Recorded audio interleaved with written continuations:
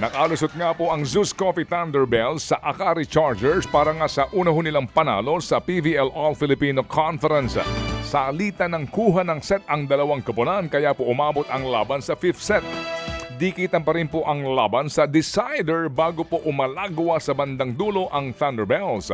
Final score 16-25, 25-18, 18-25, 25-23 at 15-12.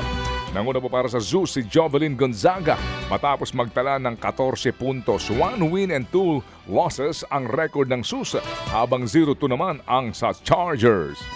Wagi naman sa loob ng 4 na sets ang PLDT High Speed Hitters kontra sa Capital One Solar Spikers sa PVL All-Filipino Conference. Mainit ang naging paluan ng PLDT dahilan para makuha nga nila ang unang 2 sets bagamat nanalo sa 3rd set ang Capital One para mapahaba ang laro bago silang mabaliktad na nga ng tuluyan ang laban. Final score 25-20, 25-16, 22-25 at 25-17.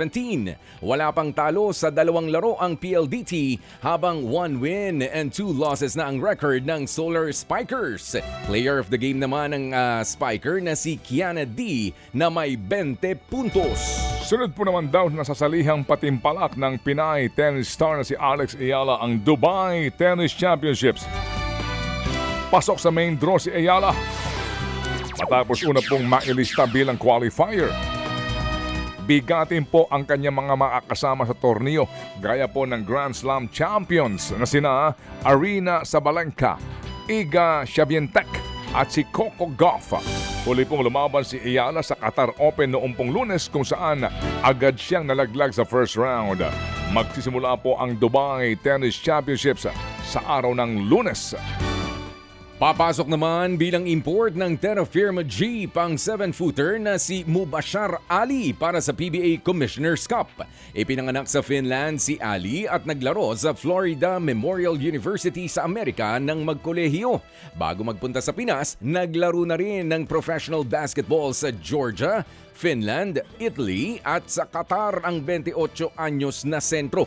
Susubukan namang bumangon ng Jeep lalo't isa lang ang napanalo nila sa Commissioner's Cup noong nakaraang season. Mga kapatid, brothers and sisters, saan ka pa? Dito na tayo sa totoo.